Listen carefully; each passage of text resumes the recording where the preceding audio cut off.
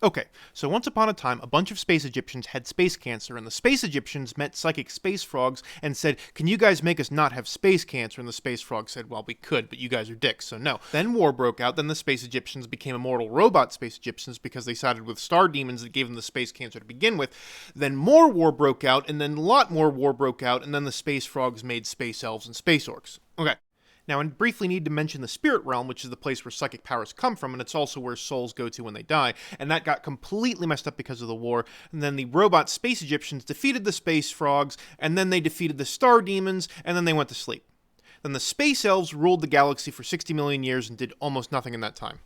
So after a long time, humans eventually start showing up and they go into space. And these Golden Age humans are pretty amazing. They had incredible tech and formed galaxy-spanning empires, and the humans started to become psychic. Psychic people could use their cool psychic powers to travel faster than light through the realm of souls. Unfortunately, the realm of souls had become the warp, a nightmarish hellscape of not fun.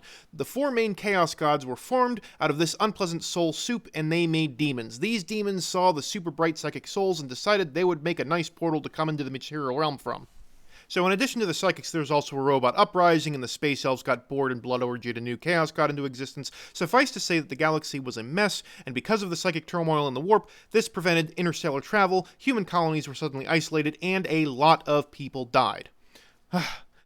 So, everything on Earth went completely to crap. It was now called Terra, and it was a crappy wasteland ruled by crappy techno-barbarians. Then, the Emperor of Mankind shows up on the scene. He was a giant golden man who genetically engineered some super soldiers to take over Terra. Then, he killed off the super soldiers, made 20 demigods called Primarchs, and then made super soldiers from the demigods' DNA and called them Space Marines. Then the Emperor of Mankind sent out to conquer the galaxy. The Chaos Gods didn't want him to conquer the galaxy, likely because Emps was trying to do something to cut off humanity from their dependency on the warp.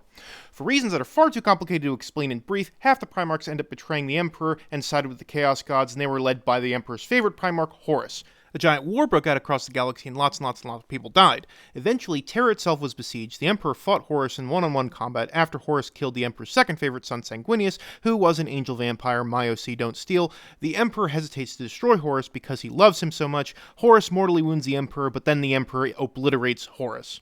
The Emperor is now on life support and acts as a psychic lighthouse in the warp. The Imperium has spent the last 10,000 years becoming a pale shadow of what it once was, and of course, everyone is at war. Also, the Tau exist, and the robot space Egyptians woke up.